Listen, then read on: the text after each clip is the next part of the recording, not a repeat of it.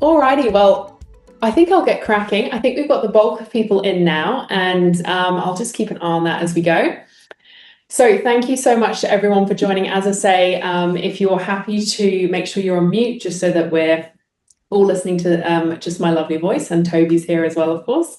And if you'd like to pop your cameras on, it'd be great just to see some faces in here.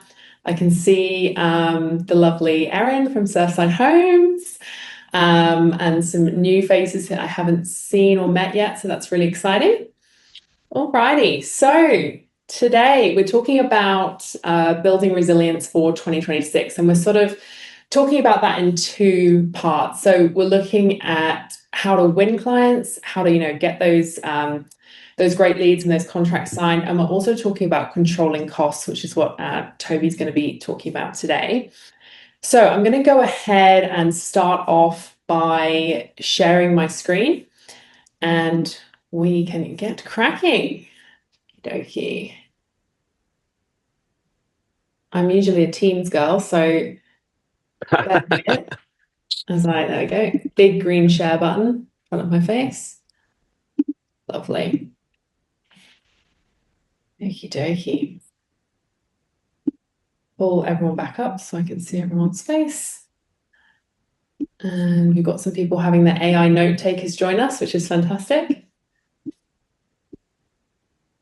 Lovely. Can you share those? Can you share those notes with us when we finish? Exactly, that would be great. All right, so building resilience for 2026. So just to get a little bit of housekeeping out of the way. So this is really what we're going to be looking to discuss today. So I'll start off with a bit of an introduction, and we're going to be talking about predictable pipeline. So that's about making sure that you have, I guess, a lot of leads in your pipeline ready to go. We're also going to be talking about choosing the right projects for profitability. So obviously not just saying yes to anything that's going to have a massive impact on your business. Then we're going to be handing over to Toby, who's going to be talking about supplier relationships, which are obviously crucial, and also procurement transparency and cost certainty.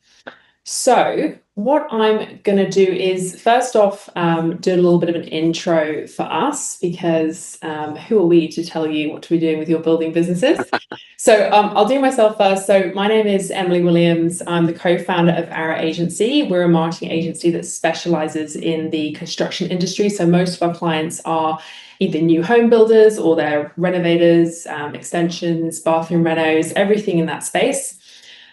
We really focus on lead generation for our builders. So we're looking at building up a predictable pipeline for them so that they know where their next job is coming from. Really making sure that in the digital space, they're showing up in a way that they want to, in a way that's going to attract the right kind of client and really make them the go-to builder in their niche. Toby, could you tell us a little bit about yourself? Yeah, so my name's Toby Loft. I'm a co-founder at BuiltGrid. So look, my history in the industry come from a family business. My father's an electrician, but I spent a lot of time on the supply side. So whether it be power tool companies, whether it be fastening companies, or my last 7.5 years was head of trade for Mitre 10 Australia. So managed a strategy for many stores, 400 plus stores across Australia, and ultimately dealt with a lot of builders, a lot of suppliers, a lot of the industry. So yeah, we created my business partner and I created BuiltGrid as a procurement application, and it's around connected procurement, and it is all around connecting your project to the supply chain to help reduce costs for both you and the supply chain, and also help you get projects completed on time and under budget. So so been in business for coming up 5 years now, and successfulully helping a lot of builders complete a lot of projects. So it's good. That's amazing. So the reason that Toby and I wanted to sort of partner on this one, we were sort of looking at topics to cover, and we're looking at 2026 and that need for builders to have obviously sales clients, but also to control that cost of delivery, so they're going to have not just revenue but profit for the years moving forward. We thought that was something that we're getting asked about a lot right now. It's only getting harder as we move through the years, so that's what we decided to start on. I know, Toby, you work with obviously quite a few different construction companies.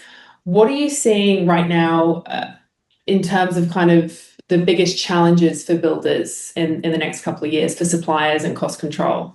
Yeah, so we see we work with a lot of different types of builder, whether it's a custom home builder or it's the volume builders in that space. So we have integrations with their applications and understand where projects are at and statuses, estimates, etc. I think the biggest challenge at the moment for a custom home builder is moving that project through the process of from lead generation, estimate, all the way through to contract. We're seeing some projects going in the system at the moment that are in draft that are scheduled for next year. We're already starting to see that, and I think that's an understanding of the communication between the homeowner. Okay, when are you ready to do this project? I think the consumer confidence is still a little bit down to make those decisions, but I know we'll soon see when they start moving to contract that that'll pick up. So biggest challenge at the moment is that conversion. Yeah, absolutely. Okie dokie. Well, let's dive right in then. So I'm going to take the floor to start with. I'm going to talk about predictable pipelines. Just a reminder, if we do have questions, feel free to pop them in the chat. And at the end, we will be leaving time to have a bit of a conversation. So either throw them in the chat there and we'll address them, or if you want to throw your hand up at the end and just talk to the group, you can do as well. It's always great to have some participation. Alrighty, so predictable pipelines. So the first thing, I'll go ahead and share my screen again and we'll be reading from the same hymn sheet. There we go. Lovely. So the first thing I want to talk about is referrals. I think a lot of building companies, when we first start talking to them, they say, well, I've built my business to where it is on word of mouth referrals. I just get the next job from a family or friend of someone I've done it before. And that's fantastic. It's a fantastic foundation to build from, because really what that is assuring you is that you've done a fantastic job, you've provided a good experience, and someone is willing to refer you on to someone else. So that's a really great foundation.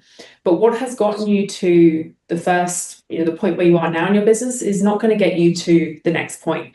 You have to keep evolving in every area of your business, and that includes your marketing, includes your lead generation.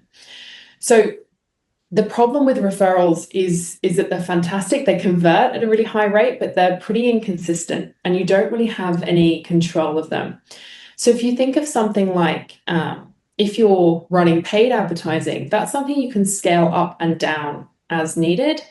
But if you're relying on referrals, you really can't turn the knob on that at all. You've just kind of got to sit there and hope and pray. So it's not something that is controllable and it's not something that's scalable.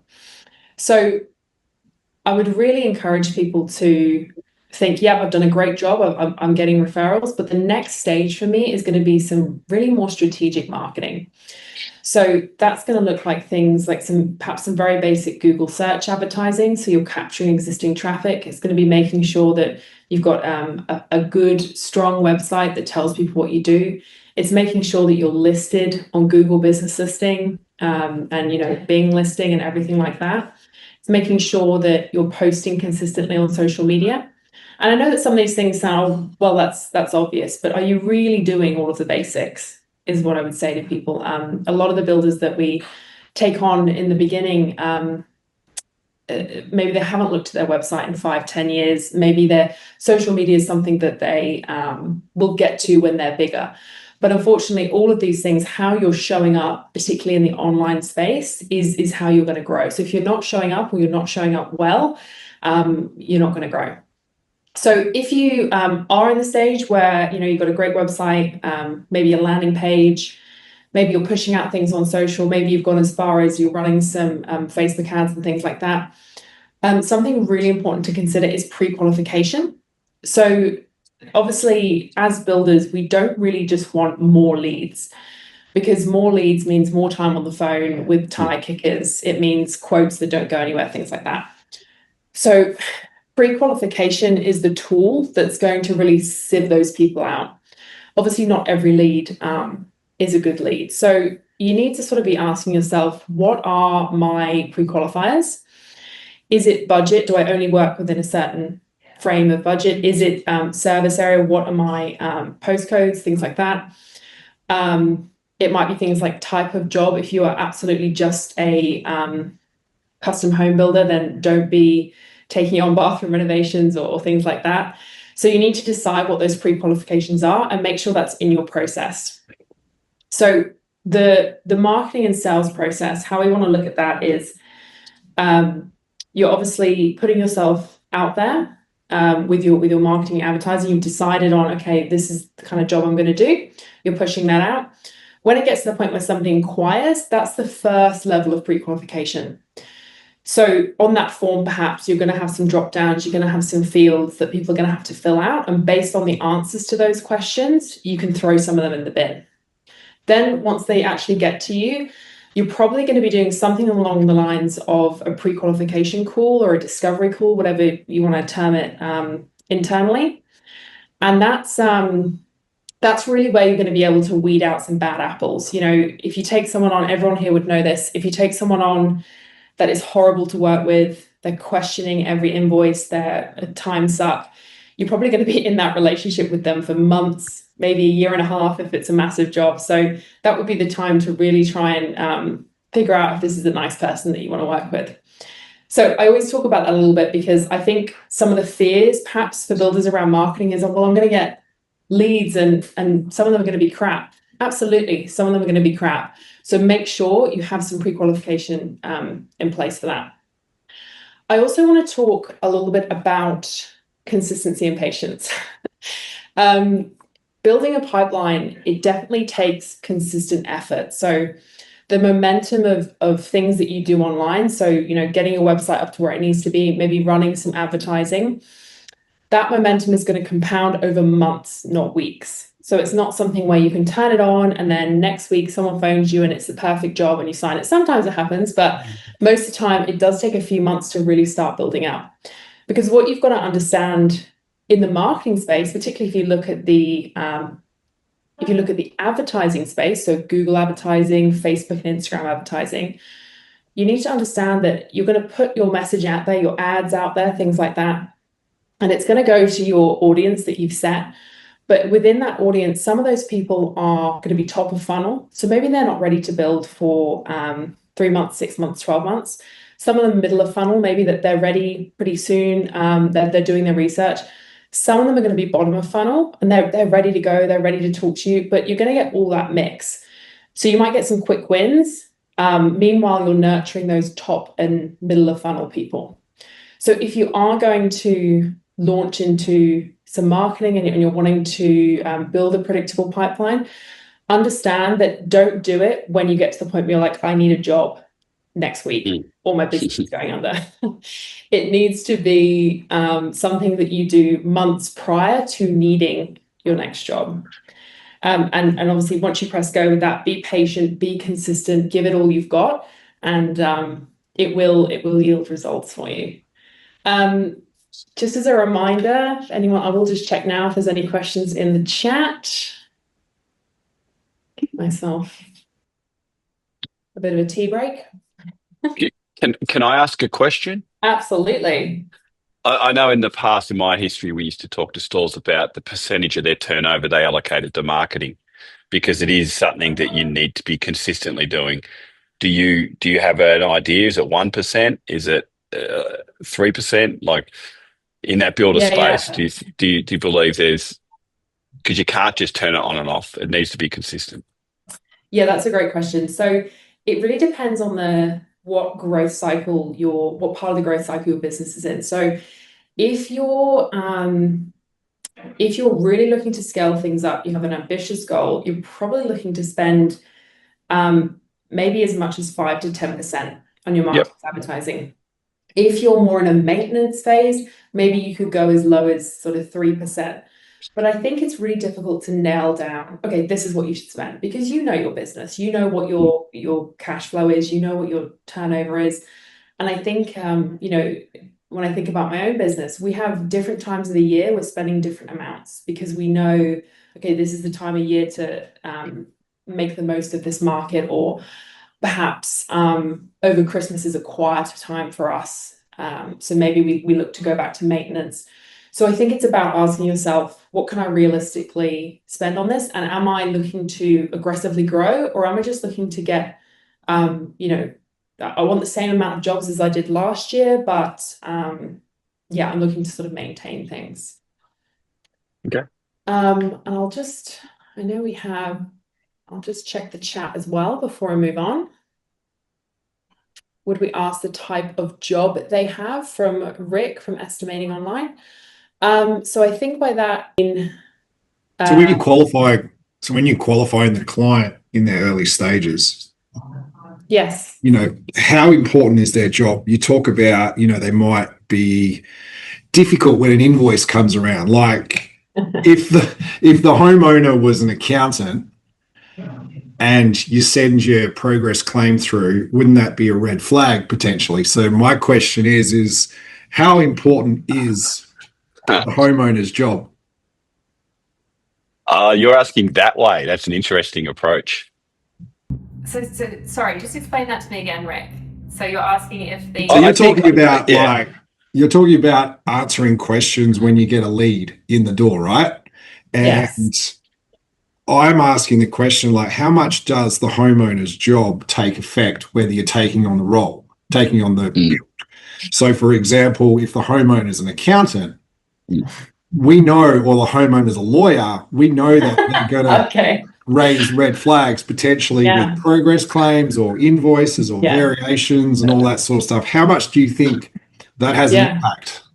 Well, that's really interesting, and it's funny you should ask that. I mean, I know that we do that for our business. We have, there are certain you know, types of people, perhaps they, before having the building business, maybe they were accountants, maybe they were marketing mm, managers, maybe they were they had other careers before they had their construction company.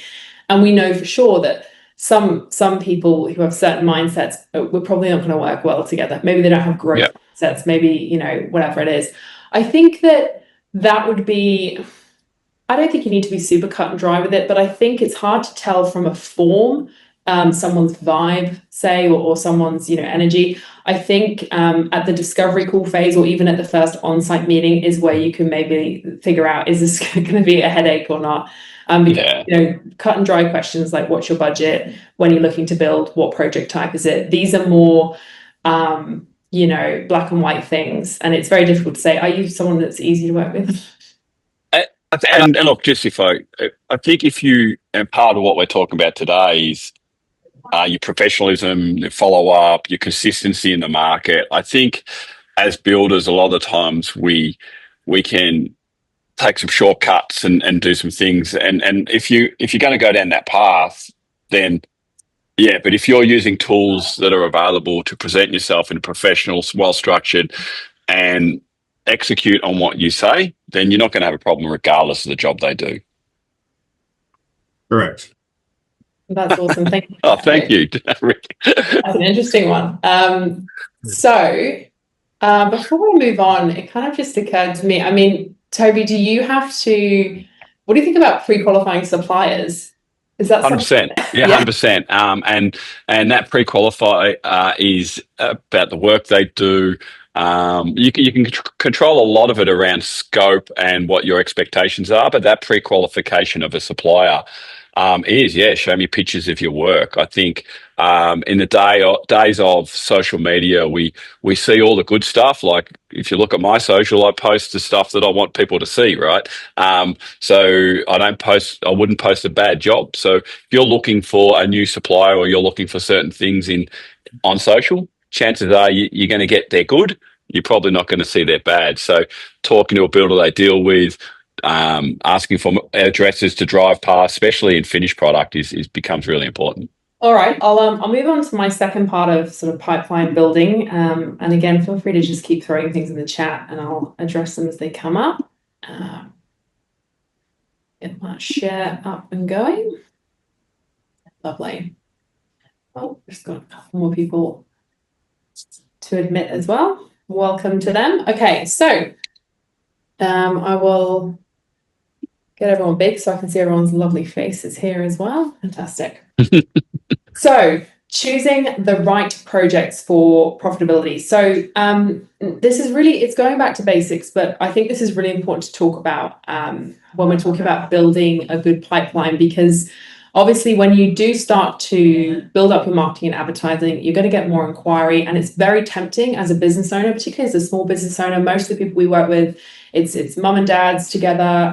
Maybe there's one admin staff, maybe or maybe not, there's a site manager, but usually people are doing everything themselves, they're wearing a lot of hats.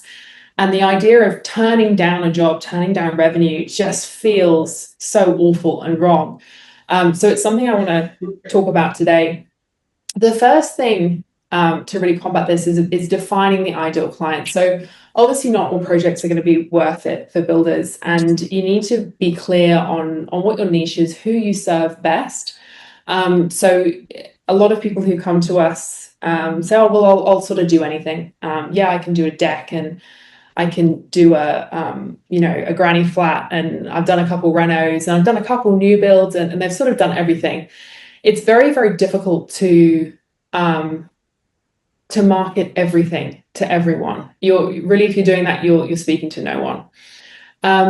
And that sort of brings me on to solving a problem. So if you're able to really niche down on, okay, this is the thing that I do really well, you can position yourself as the expert who, makes life easier for that particular kind of client that you're talking to.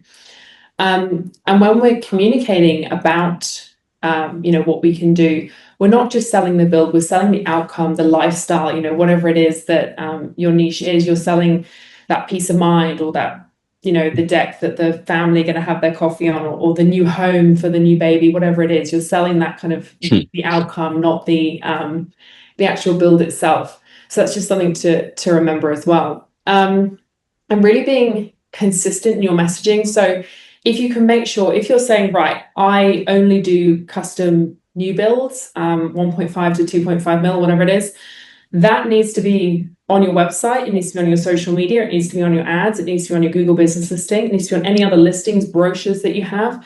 Because if all of those different things where your brand is are saying different things, it's really diluting that message. So repetition builds trust. If someone's checking you out and they're seeing the same messaging everywhere, they're like, okay, this is real, this is legit, I can trust this, I can move forward. Scattered messaging loses people.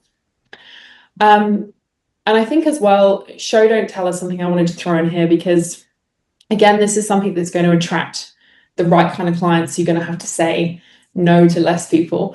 Show don't tell is all about, don't just, say in your copy, we're a really great home builder, we have great customer service, our builds are really beautiful. You're saying that, you need to show that. So you need to make sure your focus when you're thinking about what content do I need to produce is on case studies, it's on testimonials, it's on beautiful finished project photos. You're doing a walkthrough with the client, things like that, because proof beats claim every time. So you can't just sit there and claim to be the best and do the best and have the happiest clients. You need proof that that is a fact, because it's only getting more competitive. So show, don't tell with everything.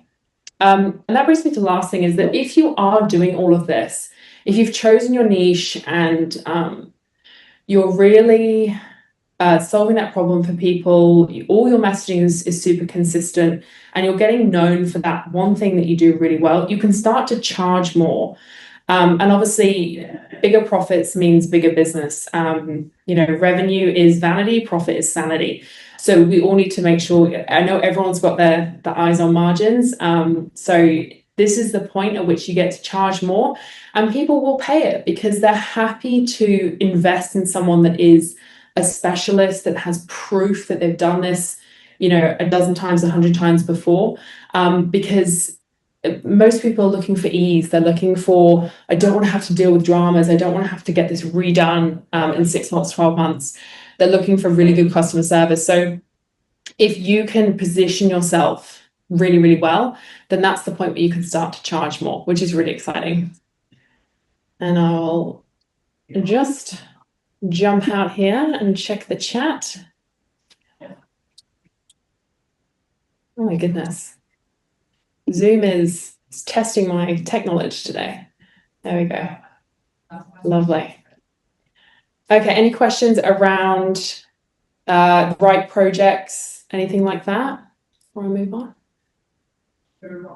I think that's all good. Well, I might hand over to Toby now. I'm very excited for this because we've been having some really, really exciting chats about this, and I think everyone's going to be very excited to hear what you have to say.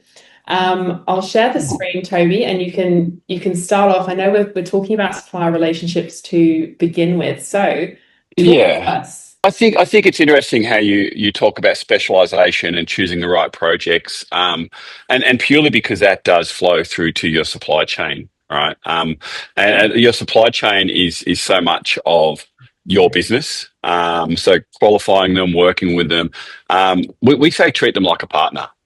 So you talk about you want to build 1.2, $1.5 million homes. Share that with your supply chain. Share your process. Share the information that you have. Like we're coming during COVID, and we're going back a while now, 5 years, but the industry really turned, and the supply chain sort of got this. Prices were going up; those sorts of things. Builders were really struggling, and as that slowly shifted.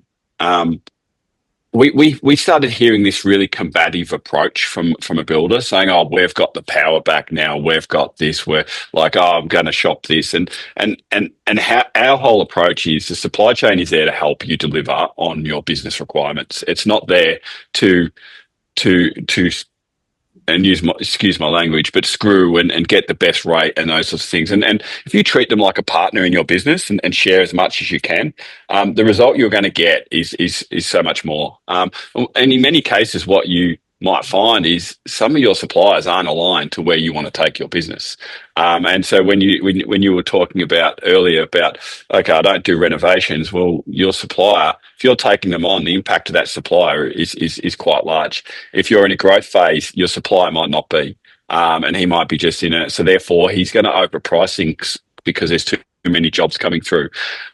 So treat them like a partner and be open about your process and your business and where you want to take things. And I think you'll get a lot more back from the suppliers. So when we talk about process, I think Built Grid and connected procurement is all about process. So how do you do things?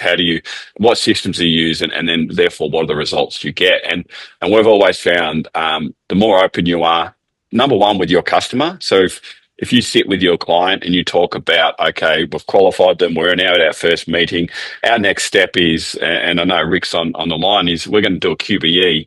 And we use the best tools in the market. What you're doing is building trust with your client, but also outlining the process that they need to do this for you to be able to do this.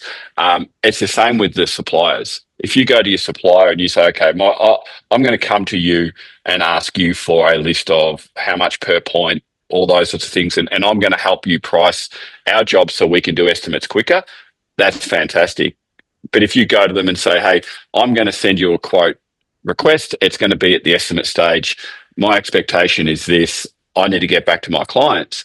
Again, you're going to get the results that you want because number one, you've been open and honest about your process with your clients, and you're also being open and honest with your process with your trades and suppliers, and that will deliver a much better result. Which leads to the next step. So there's the dollars are in the detail. So I think one of the biggest challenges in this industry is what taps am I going to get? What architrave am I going to get? So when a homeowner's meeting with you and you're working off a square meter rate, I'll guarantee you they've got in their head the highest finishes, the best products, all this sort of stuff. And then you go and do a estimate based on what the detail they provide, and it blows out that number because the square meter rate you quoted is so inaccurate. So I've always been about the detail up front. So finish levels, those sorts of things. This is, as a builder, these are my brands. This is what I do, and this is how I do it. So then when you pass it on to the supply chain, there's less interpretation needed. The more you leave to interpretation, the bigger variance you're going to get in pricing, because everyone interprets things different. The way I see premium is completely different to the way, and I was going to say you, Emily, but I know my wife sees premium completely different to the way I see premium. So the dollars are in the detail. If you provide more information and you've got the work, you've got the qualifying, you've got all of the information. So what we suggest is share it. Share it with your supply chain, share it with them, because what it does is reduce the guesswork and actually give you more qualified pricing. And then communicate. There are systems in place and processes in place in your own business, whether it's through QBE software, whether it's through estimating software, or whether it's through procurement software like BuiltGrid, that you can communicate statuses, updates, etc., with your supply chain. Because the more you communicate, the more they can be planned. We do see a lot builders don't place purchase orders. They're accepting quotes a week before the job's done, and they wonder why there's a price increase. It's about activity, actions early. If you're communicating how you build, what you're going to do, and the pricing is held, and there's no price shock as you're building. So the more you communicate, the more efficient you're going to be, and the smoother your jobs run, all the way from qualifying through to handover and warranty, really. And you talked at the beginning there about you don't want to screw people down on price. When you think about the supplier relationships that are happening, do you see that that's the biggest mistake people are making, or are there other things that you think are more damaging? I think a lot of the times, and look, there's systems we help with this, but builders, if you're working out of an email, so much gets missed, and you're not sharing the details, so much gets missed. So when they're looking at price, sometimes it's not screwing everyone on price. Sometimes it's actually someone's missed something, and therefore they think this should be the price. And then they're going back to another supplier saying, hey, you need to be here. And so the perception is, hey, I'm getting, but because of sometimes a lack of detail that's shared and through the chain, someone's made an assumption that this isn't included, or a guy that crosses all T's, dots all I's, he's gone to the detail, making sure he's included everything, and he's perceived as dear. So it is about that detail that comes through, and then working with your suppliers to understand, okay, well, my budget's here, or the customer's budget's here. There's a lot of suppliers out there that will give you 3 options back and go, hey, look, if they want to be here, this is what it looks like. If they need to reduce costs, we could do this, this, or this. And that therefore helps you at that stage of estimate to make sure that the projects go ahead. Yeah, that's really interesting. So I think, and the things I spoke about earlier about we see a lot of draft projects or estimates in our system at the moment. A lot of it is because when you go to the network, if you go to your suppliers and it's not, the job's not aligned to their business, they're overpricing it, they're busy, they don't want the work, then your price is higher, right? So then you go back to your client, you hang on a minute, yeah, look, I said 1.2, but it's actually 1.4, and the client's like, well, I can't build it at 1.4, but just by providing that detail or working with suppliers that provide options back, you could get it to that 1.2 and start construction in 4 weeks.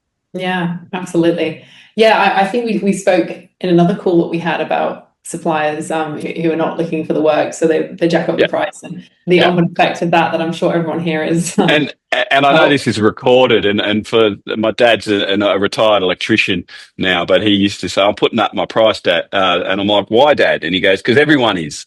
And I'm like, it's not coming from a base of understanding my operational expenses and therefore cost to do business. Absolutely. All righty. And I know you want to talk to us as well about procurement transparency and cost certainty. So I will open that one up for you, and you can talk us through that as well, pretty please. Yeah, and I think, look, procurement is one of those things that if you don't get right from the start of the project, it does cost your project all the way through. And that is in the detail of the job. Through to choosing the right supplier that has capacity, all the way through to job being completed and signed off to the standard that your customer or your client wants. I think the first one is be clear with the scopes up front. Every job should have a scope. Even frame and truss, you might like your noggin, a 35 mil noggin versus a 45, so you can get down walls, etc. But you need to be clear up front with that scope, and that creates that cost certainty when it comes back. So you're getting what you paid for. And the great thing is, with all the tools that you've got, whether you're doing your estimating yourself through an app, whether you're using an external source to do it, the data's there. It's just how you get it to your supply chain and make sure that they're quoting from the scope. So don't be shy in sharing. And then you pay for your capacity. So which is we see a lot of data at a high level, and we in frame and truss and I use manufactured products as an example. If a frame and truss is at 4 weeks, we see the pricing here. If they're at 8 weeks call up, we see a 15% increase in the price. So you're paying for their capacity. If your network of suppliers only can build 20 homes and you want to build 40, well, you're going to pay for your capacity, because they're either going to put the work price up because they don't want the work, or if you don't have another frame and truss, if you don't have another electrician, if you don't have another plumber. In a lot of cases, you pay we still pay for our capacity in this industry. And then the biggest mistake I see a lot of builders make is that they don't place their orders before getting to site. And that covers a lot of different areas, but it is really around protecting the project. So protecting what's deliverable. So if you've shared all your scope, you've got the detail, everyone's happy with the price where it needs to go. Placing your orders up front gives your supply chain the ability to be organised. They can order their material, know that the job's confirmed. They can manage their teams to make sure the job gets done on those dates. And it just gets them ready to be able to actually complete that job. Again, if I look at our system and the data we see, builders that are using a procurement process through BuiltGrid are on average saving around 9% a project, but more importantly, they're finishing projects around 4 weeks earlier. And that's because they're placing orders up front and their supply chain is ready for them. So they know, oh, yeah, I need to do this here, I need to do this here, I need this here. And the last piece, and people go, oh, how does this help my clients? If you deliver a home 4 weeks early, I guarantee you they'll be your biggest cheerleader, which gets back to that thing at the start of word of mouth, right? Your word of mouth is one of the best tools that you'll ever have from a marketing point of view. And if we went back a slide and say, be clear with, be open about your process, I'd be saying to my homeowner, no, you don't have to. I'd be saying to my homeowner, this is what we're going to do. This is the tools we use. This is where I need you to be providing this information. And ultimately, at the end of it, we're going to take photos of your home because we think it's beautiful. We're going to ask for a Google review, and because we've finished 4 weeks earlier and on budget, and they'll be your biggest advocate. I will also, while I've got this up, we do have a little last slide here that I want to touch on. It's just a little sort of case study that I want to talk to people about, because sort of taking things back to more of a marketing discussion. So, your lead generation and getting some more jobs through the door. I think, and this is something I was talking to Toby about earlier, there is a lot of noise for business owners, particularly people in the construction industry, about marketing. Most people have tried an agency, maybe they've boosted some Facebook posts, and most people have had some kind of negative experience. So whether it's you felt that you didn't get anything out of it, or you felt that you just didn't know enough about it, or whatever it is, there's quite a lot of noise around it. And I think the general consensus is that marketing doesn't work, or it doesn't work for our industry, or only word of mouth works, and it's just not true. So I always like to include just a bit of a success story at the end, just to prove to you that it really does work. This is Glenn. He's the owner of Pitch Perfect Building. It's just himself, and I don't believe his wife is actually involved in the business. Glenn is an absolutely incredible guy, and he's Sydney based. His niche is really taking those older Sydney family homes and doing extensions to them for growing families.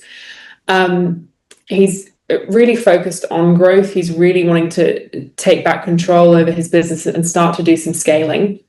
what he was finding was that, I mean, Sydney is a very, very competitive market. If there's anyone on today from Sydney, you would know every other house is a is a builder or a tradie, so it's really, really tough. What Glenn did was he chose that niche. He said, I know that, you know, there are some suburbs here that are absolutely chocker of jobs for me. I know this is going to be a good niche for me. I've done a couple of these kind of jobs before. It's great. It's very, you know, rewarding to work for the families. I love doing it. It's good profit margins for me. So he niched down into that. He overhauled his digital presence. He made sure that his website was saying that. He put some ads out that were saying that. He was very, very consistent with what he was doing. The outcome was he's been with us, I think, it'll be 3.5, maybe 4 months now. And he's just signed his biggest renovation yet, which for him was just over 800,000. And he's got 2 more in the pipeline that he's pretty confident are going to sign off as well, which is really exciting. So I always like to throw him in here just as a bit of a ray of hope if anyone's starting their marketing journey. And I could give you 10 other examples like this. It does work. It's not a magic pill. It's not a silver bullet. It's consistency, it's patience, and it's strategy, really. So I always like to chuck him here at the end. So that brings us sort of to the end of things. I have popped on here QR codes for our agency and also for BuildGrid. So if anyone wants to grab their phone, scan it and check us out or ask us any questions after, they can do. I know as well, wonderful Rick has another question for us, so maybe that's one for me. Is it possible to control bots who spam clicks on a social media and Google paid marketing? Yeah, so this is a really good question. You can't really like block the clicks, for example. Like you can't control who clicks on a Google ad or a Facebook ad. The way to really stem the flow of this, if it is you finding it's a really big issue, is that make sure you're directing that traffic to a form that has spam filters on it, and just generally making sure obviously that your website is as tight as possible in terms of spam security. It is very frustrating because I know particularly for something like Google Ads, it's PPC, it's pay-per-click, so you really don't want the wrong kind of people doing that. To be honest, we don't see a lot of that for our client portfolio. There's definitely 1 or 2 spam things that come through, but it's usually not crazy. But like I say, unfortunately you can't, there's no mechanism that you could do at the front end, but you could make sure that they're, you know, not filling out forms, which is what you should be marking as a conversion, and obviously what you should be optimizing for. So I hope that helps. Right. I do have some questions for you, Toby, unless anyone else has anything for you. Everyone's busy. See some notes being taken, which is exciting. I'm sure they'll have some questions for you later. But if no one has anything, I might jump in. Maybe you could talk a little bit more about BuildGrid. This is obviously not a sales pitch, but it is really interesting because it's quite a unique thing that you're doing. You know, and I think that builders, they do really struggle with unpredictable material costs, especially sort of mid-project. And you touched on, you know, procurement transparency and things. How does BuildGrid's approach to transparency help builders kind of lock in cost certainty? And what's your thoughts on all of that? Yeah, so BuildGrid is actually the only connected procurement application in the world. So a lot of the methodology and the processes came from my understanding of supply chain and dealing with hundreds of thousands of builders. So builder software is developed for the builder, which is fantastic. But there's limited structure. They're allowed to use it any way they want. So that's the cost of the supply chain is significant. What we're actually doing is doing business in emails, which is really realistically for the largest industry in Australia. It's 93% of it is small to medium business, and we're doing business in emails. You're sending plans to a concreter and hoping he's getting it. So BuildGrid is about connecting your supply chain to the project, and so they have a side of the system, you have a side of the system. It is free to the builder and it is free to your trades and suppliers. So the way we monetize BuiltGrid is through suppliers that want more work. So Mm. when you're in an area such as, say, in Victoria, as an example, you can list a project. You might have a plasterer. You might invite your two plasterers in at no cost. Or there's also opportunity for two other plasters to look at that and look at the project. They don't see the builder details. They only see the project. So it is aligned to what projects suit my business and do I have capacity. We don't sort of we the suppliers are in there and they're qualified as in ABNs, etc., insurances. What we don't do is qualify their work. That's why we do say make sure you ask for the images, pre-qualification, that sort of stuff. But yeah, so once you've listed a project, and again, we have file integrations with a lot of the construction management apps, whether it's One to Build, whether it's Build Exact, whether it's Data Build. But we also have direct integrations with Dindo, Businesscraft. We've just signed an agreement with MyConstruct, which is another one. And that work will start soon. But once you list a project, you can then see all the responses from the trades, the suppliers. You can review quotes and pricing in there and place orders. And when you place orders, it's actually sent to the supplier to sign. So they're actually signing it saying, yes, I'm going to do that job at that price. So what we're trying to do is support the builder through that whole procurement process. So therefore, they've locked everything in. Everyone's signed that that's the price we're going to build at. You securing the profit of the project and going from there. So yeah, so it is a great process. We work with builders on understanding what systems they use, how they use it, and how best to implement BuiltGrid into their business. Guys, Rick is gonna get the participation award if we don't get if we don't get another question. Otherwise, I do have one more for you, and maybe I'll fire away with it while everyone's thinking. But I know that there's probably a couple of people on this call who are probably really looking to aggressively grow. What do you think are going to be the downfalls for them if all of their procurement stuff is a mess and it's not sorted out? What's going to happen? Yeah, price increases, mismanagement of trades, guys not turning up on site. If you look at any of the research, whether it be HIA, master builders, an inactive day, whether it's a supplier not turning up because of poor communication, it costs you anywhere between $800 to $2,500 a day. So, and that's your construction costs, that's your construction manager, all those sorts of things. But so by managing procurement well and that communication well, your suppliers are going to turn up. So I think the biggest challenge with growth is managing your supply chain, because while you're growing, your suppliers might be in maintain mode. Right.